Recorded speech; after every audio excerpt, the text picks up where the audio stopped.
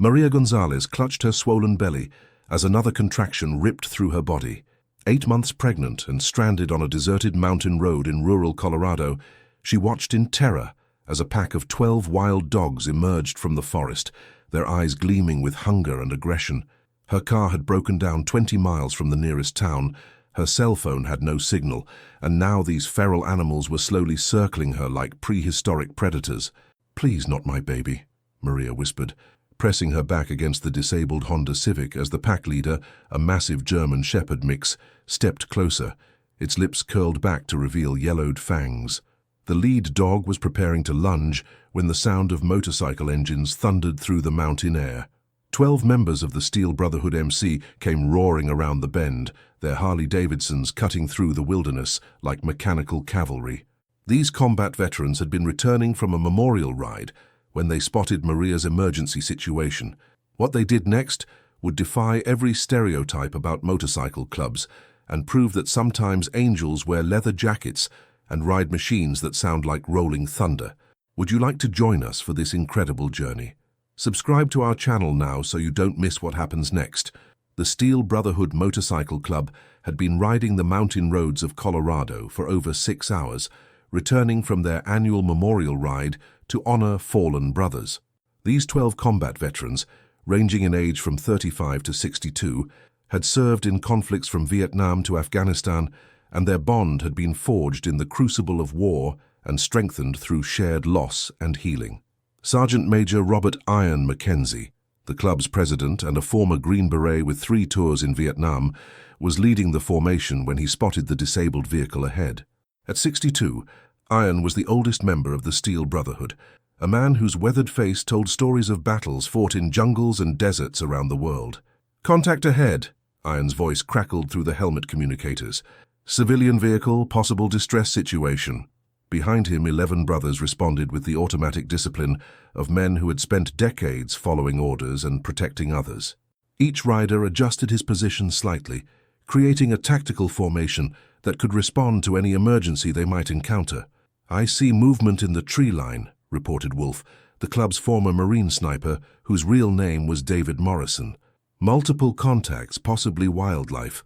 Tank Rodriguez, a former Army Ranger and the club's sergeant-at-arms, had already spotted the most critical element of the situation. Pregnant female, approximately 20 meters from disabled vehicle, surrounded by what appears to be a pack of feral dogs. The tactical assessment was complete within seconds. Maria Gonzalez, 8 months pregnant and clearly in distress, was trapped between her broken-down car and 12 wild dogs that had emerged from the Colorado wilderness. The pack was displaying classic predatory behavior, circling, testing, looking for weakness before making their attack. "All stop," Iron commanded, and 12 motorcycles came to a halt in perfect synchronization 50 yards from the confrontation. "Dismount and assess. This is a rescue operation. If you're enjoying the story, write from which city you are listening to in the comments." Iron's military experience had taught him to evaluate dangerous situations quickly and develop tactical responses that protected civilians while neutralizing threats. As he studied the scene ahead, he could see that Maria was in the early stages of labor. Her body language, the way she clutched her belly, and her obvious distress indicated that this emergency had multiple dimensions. "Doc, what's your assessment of the civilian?" Iron asked. Doc Williams, a former Navy corpsman who had served in Iraq and Afghanistan, was already moving forward with his medical kit. At 55, Doc had treated everything from combat wounds to civilian emergencies, and his trained eye immediately recognized the signs of premature labor. "Female, approximately 30 years old, 3rd trimester pregnancy, showing signs of active labor," Doc reported. "Stress levels are elevated, which could accelerate the birth process. We need to get her to safety and medical care immediately." Hammer Johnson, a former Marine demolitions expert, was studying the pack of wild dogs with the analytical mind that had kept him alive through 2 tours in Afghanistan. 12 dogs, mixed breeds, obviously feral. Pack behavior indicates they haven't eaten recently. They're viewing the woman as potential prey. The dogs were indeed dangerous. This pack had been surviving in the Colorado wilderness for months, possibly years, feeding on small game and scavenging. The appearance of a vulnerable human in their territory had triggered their hunting instincts, and they were displaying the coordinated behavior of apex predators. "These aren't pets," observed Phoenix, a former Air Force pararescue specialist whose real name was Marcus Thompson. "These are wild animals that have reverted to pack hunting. They'll attack if they sense weakness or fear." Iron assessed his resources. 12 combat veterans with military training, tactical experience, and the brotherhood that came from shared service and mutual trust. Against them, 12 wild dogs operating on predatory instinct in their natural habitat. "Brothers, we're going to form a protective perimeter around the civilian," Iron announced.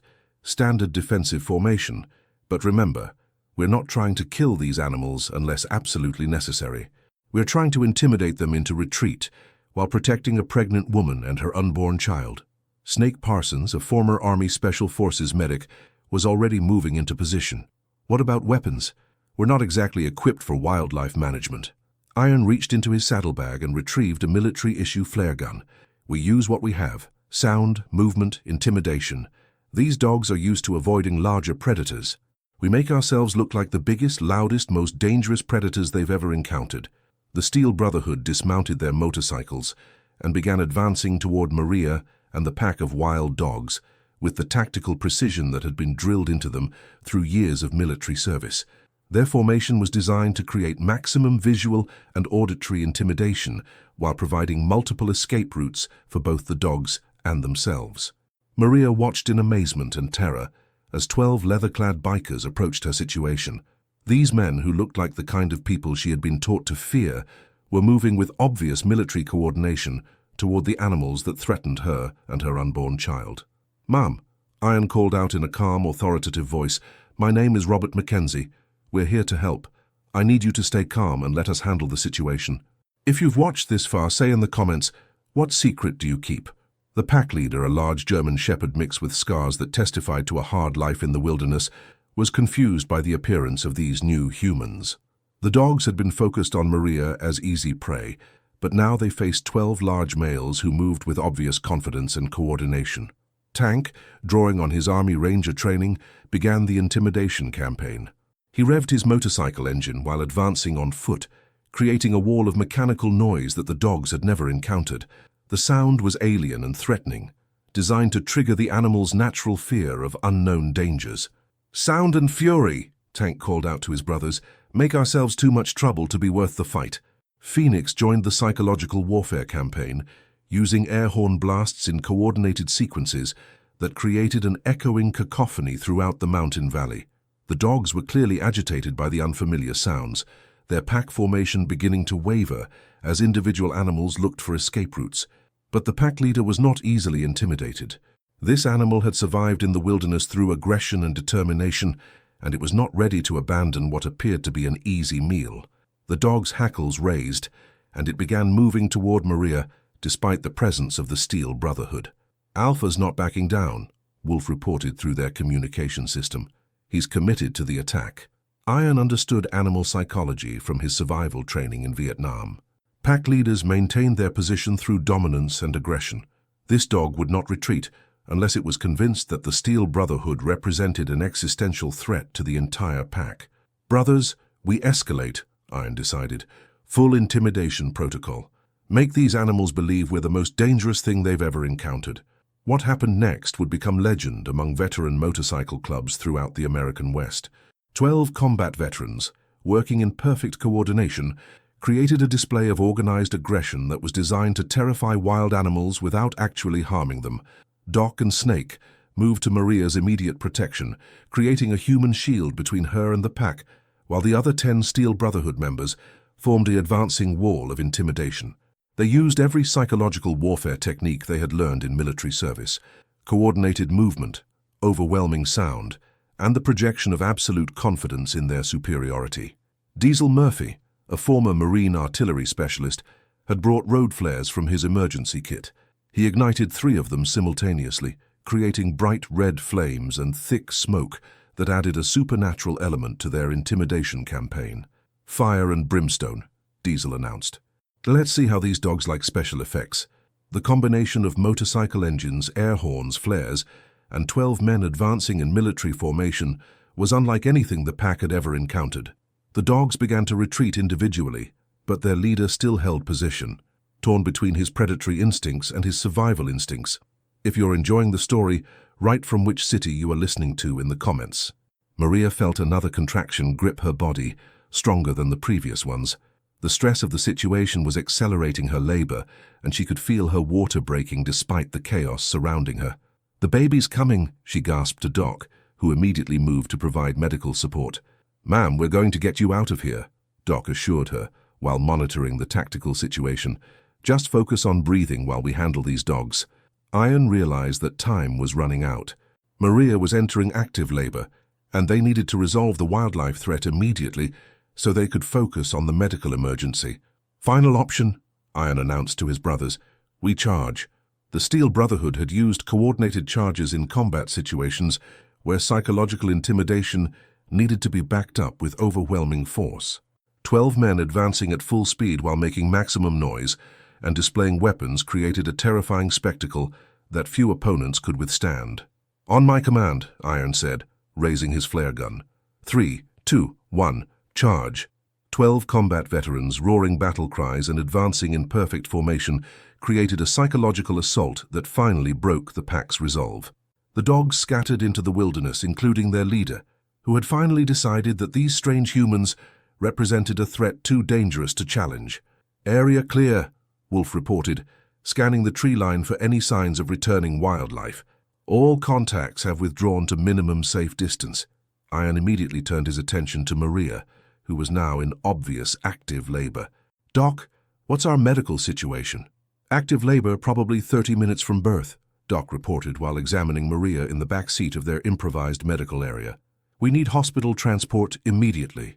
Phoenix was already coordinating with emergency services through his satellite phone. "Helicopter medical evacuation, ETA 25 minutes. Landing zone will be the clearing 100 meters north of our current position." The Steel Brotherhood quickly established a defensive perimeter around Maria, while Doc provided emergency obstetric care. These men, who had responded to combat medical emergencies in war zones around the world, applied their tactical medical training to a civilian emergency in the Colorado wilderness. "Ma'am, what's your name?" Doc asked while monitoring her vital signs. "Maria Gonzalez," she managed between contractions. "I was driving to visit my sister in Denver when the car broke down. The baby isn't due for another month." Tank had taken responsibility for vehicle assessment. Engines completely dead, probably alternator failure. She would have been stranded here for hours if we hadn't come along. "Hours she didn't have," Snake observed, watching Maria's labor progress with the clinical eye of a combat medic. "This baby is coming today, whether we're ready or not." Iron coordinated the overall tactical situation, while his brothers provided medical care and maintained security. The wild dog pack had withdrawn, but not disappeared, and he knew that predators often waited for opportunities when their prey appeared most vulnerable. "Hammer, Wolf, maintain overwatch on the tree line," Iron ordered. "Phoenix, coordinate with the helicopter crew for landing zone preparation. Tank, Diesel, clear the landing area of debris." The helicopter medical evacuation arrived exactly on schedule, 23 minutes after Phoenix's initial call.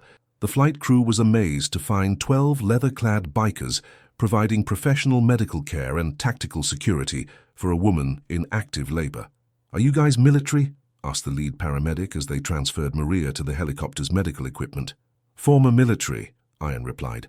"Current protectors." If you've watched this far, say in the comments, what secret do you keep? As the helicopter lifted off toward the Denver Medical Center, Maria looked down at the 12 men who had saved her and her unborn child from a terrifying situation. These rough-looking bikers had appeared exactly when she needed them most, bringing military precision and genuine compassion to her emergency. "Thank you," she called out through the helicopter's open door. "All of you." Iron and his brothers watched the helicopter disappear toward Denver, carrying Maria and her child to safety. The immediate crisis was over, but Iron knew that their responsibility didn't end with the successful rescue. "Brothers," he announced to the Steel Brotherhood, "we follow up on this. We make sure Maria and her baby are taken care of." The unanimous agreement from his 11 brothers demonstrated the values that defined their motorcycle club. They weren't just weekend riders or casual friends. They were a brotherhood committed to protecting others and serving something bigger than themselves. Phoenix had maintained contact with the hospital and provided regular updates as the Steel Brotherhood rode toward Denver. Maria delivered a healthy baby boy. 47 minutes after helicopter pickup, both mother and child are stable. The celebration that erupted among the 12 riders was heartfelt and genuine. These men, who had seen too much death and suffering in their military careers, were overjoyed to have participated in bringing new life safely into the world. "What's she naming him?" asked Doc. Phoenix consulted his notes from the hospital call. "Roberto Miguel Gonzalez. She says Roberto means bright fame and Miguel means who is like God. She wanted names that honored the men who protected him before he was born." Tank wiped tears from his eyes, not caring if his brothers saw his emotion. That little boy is going to grow up knowing that 12 strangers risked their lives to protect him and his mama. "Not strangers," Iron corrected. "Family. From now on, Maria and Roberto are part of the Steel Brotherhood family." The convoy of 12 motorcycles that arrived at Denver Medical Center drew attention from patients, staff, and visitors throughout the facility. The Steel Brotherhood had coordinated their visit to coincide with Maria's recovery period, but they had not anticipated the media presence waiting for them. "These are the bikers who rescued the pregnant woman from wild dogs," announced a reporter from Channel 7 News as the Steel Brotherhood parked their motorcycles. Iron dismounted and considered the media attention. The Steel Brotherhood had always preferred to let their actions speak for themselves, but he recognized that positive coverage might help other people understand that motorcycle clubs could be forces for good in their communities. 5 minutes, he agreed. "But this story is about Maria and her son, not about us." The interview that followed would be broadcast throughout Colorado and eventually picked up by national news networks. Iron's emphasis on service, brotherhood, and protecting others resonated with viewers who had never considered motorcycle clubs as community protectors. "What made you stop to help?" the reporter asked. "Same thing that made us serve our country in the military," Iron replied. "When you see someone in danger, you respond. When you have the skills and training to help, you use them. When you can protect the innocent, you do it without question." Inside the hospital, Maria was preparing for the Steel Brotherhood's visit with excitement and gratitude. Baby Roberto Miguel Gonzalez, born healthy despite his premature arrival, had become something of a celebrity among the nursing staff. "Your motorcycle angels are here," announced Nurse Jennifer Walsh, who had been following the story since Maria's dramatic arrival. Maria laughed at the nickname. "They prefer Steel Brotherhood, but I think Motorcycle Angels is more accurate." The 12 veterans entered the maternity ward with the same tactical awareness they brought to any unfamiliar environment, but their intimidating appearance was immediately softened by their obvious nervousness about visiting a newborn baby. "Ma'am," Iron said respectfully as they approached Maria's room, "we wanted to check on you and the little warrior." Maria's face lit up as she saw her rescuers. "Come in, all of you. Roberto wants to meet his 12 uncles." 2 months after the wild dog rescue, the Steel Brotherhood Motorcycle Club had discovered that saving lives came with unexpected responsibilities and rewards. Baby Roberto Miguel Gonzalez had become the unofficial mascot of their brotherhood, and Maria had become like a sister to 12 men who had never expected to find family in a hospital maternity ward. Ian Mackenzie sat in his home office, reading the latest email from Maria, who had been sending weekly updates about Roberto's development, along with photos that the tough combat veterans passed around like proud uncles. The baby was thriving. Maria had recovered completely from her premature labor, and she had returned to work as a veterinary technician in Denver. "Uncle Iron," her latest message read, "Roberto smiled for the first time yesterday, and I swear it happened right when I was showing him the photo of all 12 of you at the hospital. I think he recognizes his protectors. We'll see you Sunday for dinner. Love, Maria and Roberto." The Sunday dinners had become a tradition that none of the Steel Brotherhood members were willing to miss. Maria's small apartment in Denver had become a gathering place where 12 leather-clad veterans would spend afternoons playing with a baby and sharing stories about their week. The sound of motorcycle engines in the parking lot announced the arrival of Iron's brothers for their weekly meeting, but today's gathering included special business. They had received a request from the Colorado Department of Wildlife to provide volunteer services for emergency animal control situations. Doc Williams entered the clubhouse first, carrying a large gift bag filled with baby supplies that had become his weekly contribution to Roberto's care. "Diapers, formula, baby blankets, and a book about motorcycles," he announced proudly. "The kid's only 2 months old," laughed Wolf Morrison. "He can't read yet." "It's never too early to start his education," Doc replied seriously. "Besides, Maria reads to him every night. Might as well learn about the important things in life." Tank Rodriguez walked in, carrying what appeared to be a miniature leather jacket. "Custom baby vest," he announced. "Roberto's first Steel Brotherhood colors. Won't fit him for about 15 years, but he'll have them when he's ready." Ian smiled at his brother's continued devotion to Roberto's welfare.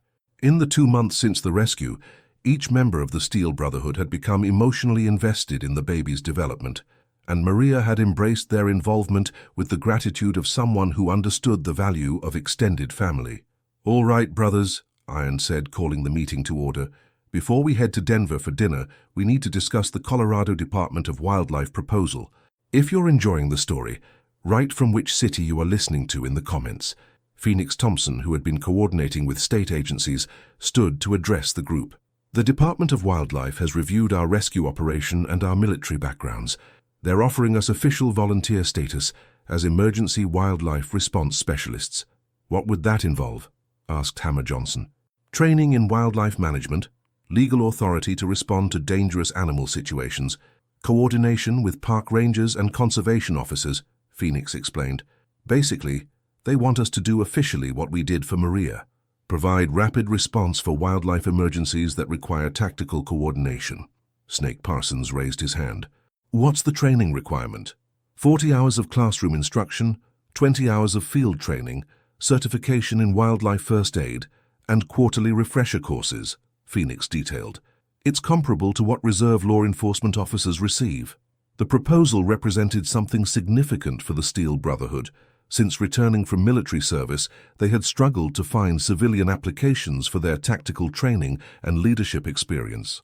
Official recognition as wildlife emergency responders would provide legitimacy and resources for the kind of community service they were already providing.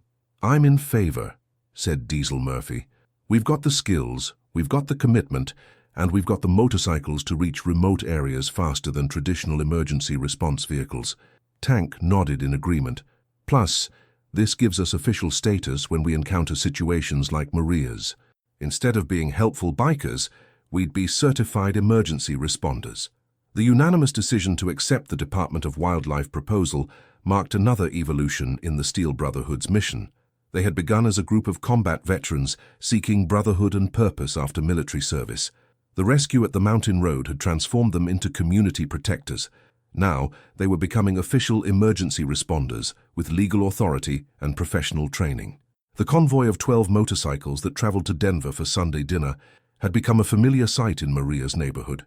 Children would run to their windows to watch the Steel Brotherhood's arrival, while parents had learned to recognize these particular bikers as the heroes who had saved the pregnant veterinarian and her baby. Maria's apartment was small but welcoming, filled with the sounds and smells of home cooking and family life. Baby Roberto, now 2 months old and alert to his surroundings, had learned to recognize the sound of motorcycle engines as the signal that his 12 uncles were arriving. "There are my boys," Maria said warmly as the Steel Brotherhood filed into her living room. Over the past 2 months, she had transformed from a grateful rescue victim into the emotional center of an extended family that included 12 tough bikers who melted whenever they held her son. Ian approached the baby carrier where Roberta was sleeping peacefully. "How's our little warrior doing this week?" "Growing like a weed," Maria replied proudly. "The pediatrician says he's completely caught up to where he should be developmentally. No lasting effects from the premature birth." Doc approached with his medical bag, a habit he had maintained since Roberto's birth. "Mind if I do a quick wellness check?" "Professional curiosity." Maria laughed. "You know you don't need to ask. You're practically his pediatrician." As Doc performed his gentle examination of Roberto, the other Steel Brotherhood members settled into the domestic routine that had become their Sunday tradition. Tank helped Maria prepare dinner, while Wolf and Phoenix played with Roberto, who had become remarkably comfortable with these large, tattooed men who spoke to him in gentle voices. "If you've watched this far, say in the comments, what secret do you keep?" "Maria," Hammer said during dinner, "we got some news today that we wanted to share with you." Maria looked up from feeding Roberto.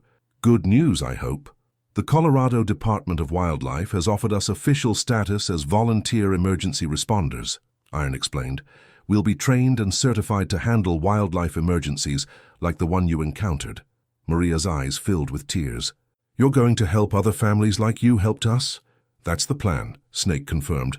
"Roberto taught us something important, that our military training can be used to protect people in ways we never imagined. Plus," added Diesel with a grin, "it gives us an excuse to ride our motorcycles through the mountains on official business." Maria stood up and hugged Iron, tears streaming down her face. "I'm so proud of you all. Roberto is going to grow up knowing that his uncles didn't just save his life. They used that experience to save other lives too." Tank bounced Roberto gently in his massive arms. "This little guy is going to have stories to tell when he gets older. My uncles are certified wildlife emergency responders who ride Harley-Davidsons through the Rocky Mountains." "Speaking of which," Wolf said, "we need to talk about Roberto's future transportation needs." Maria looked confused. "What do you mean?" Phoenix pulled out his tablet and showed Maria a series of photos. "We've been designing a custom motorcycle seat for when Roberto is old enough to ride safely. Military-grade safety equipment, custom padding, communication systems." "He's 2 months old," Maria protested, laughing. "Planning ahead," Iron said seriously. "Roberto is going to grow up as part of this brotherhood. We want him to be safe when he starts riding with us." Over the following months, the Steel Brotherhood completed their wildlife emergency response training with the same dedication they had brought to military service. They learned about animal behavior, wildlife management techniques, emergency veterinary care, and legal protocols for handling dangerous animal encounters. Their first official emergency response came 3 months after Roberto's birth. A family camping in Rocky Mountain National Park had been cornered in their tent by a pack of coyotes that had been attracted by the smell of their food supplies.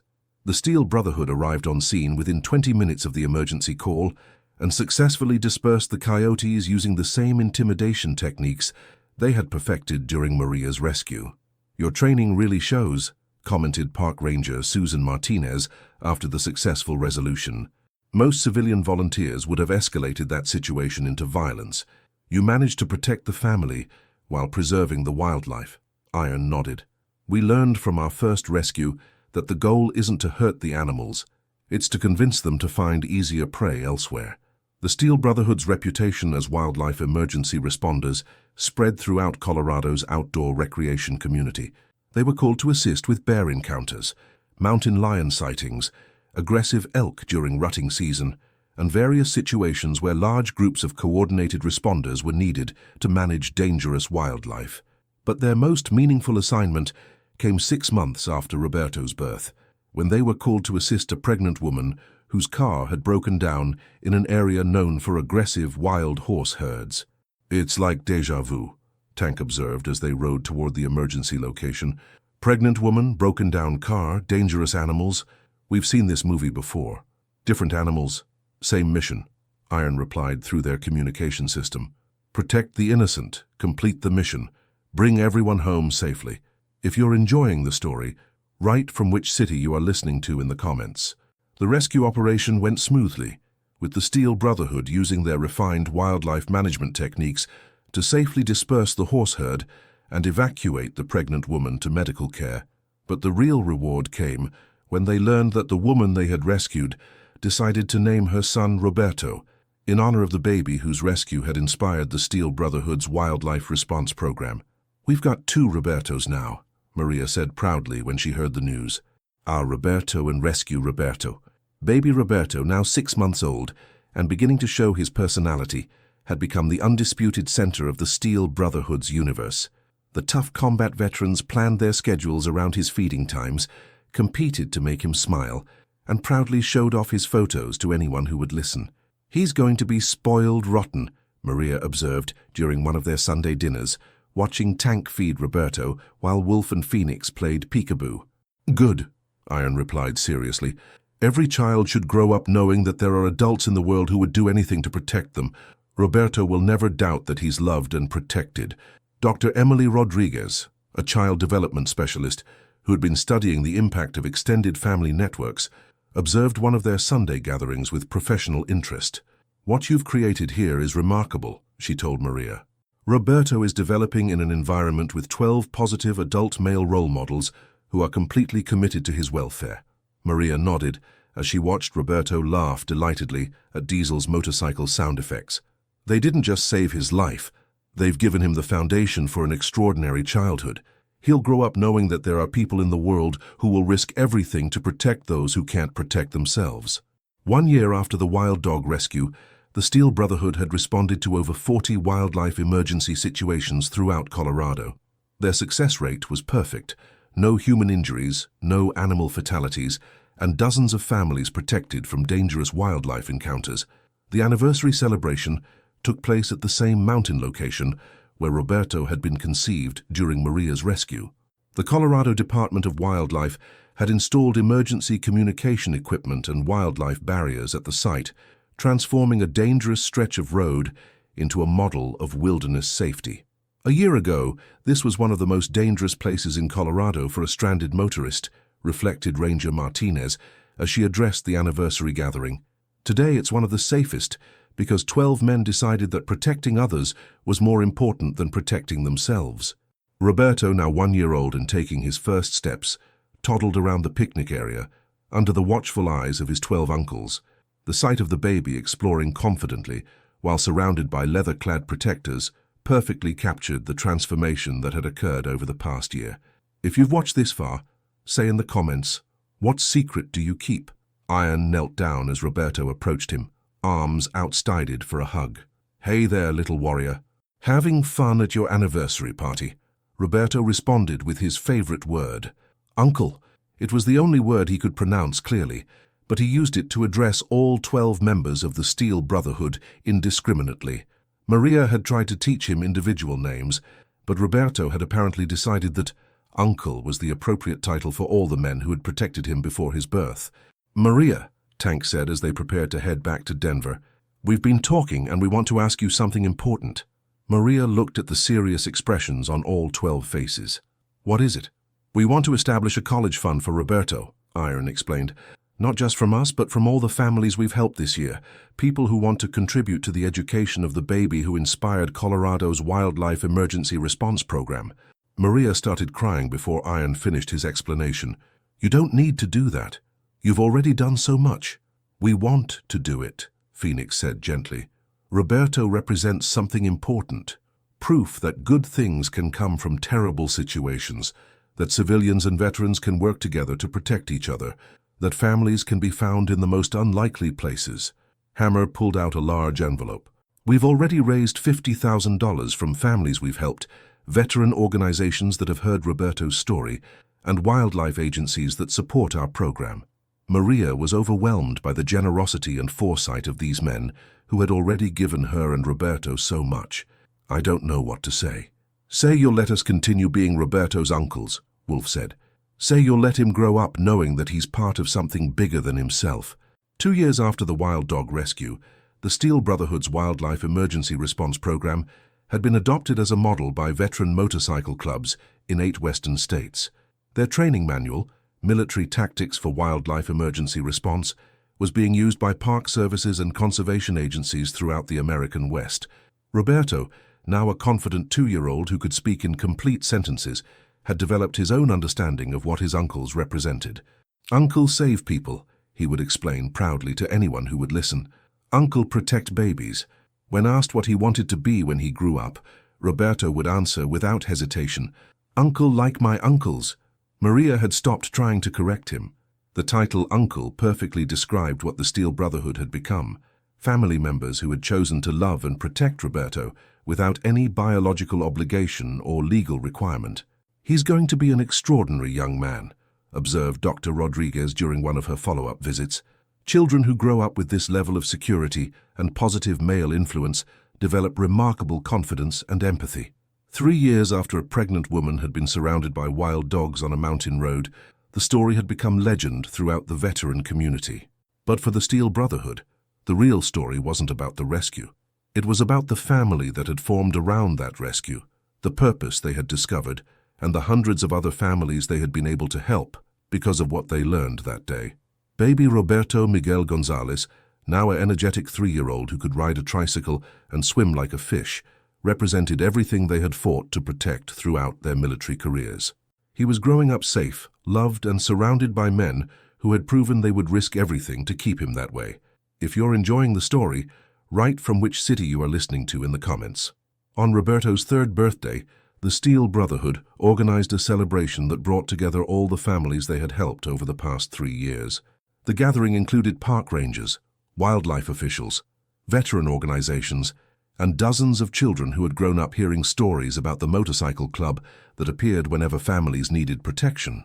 "Uncle Tank!" Roberto called out, running across the park to greet his favorite uncle, though he said that about all 12 of them. "Look what I can do!" Roberto demonstrated his newest skill, riding a balance bike that the Steel Brotherhood had given him for his birthday.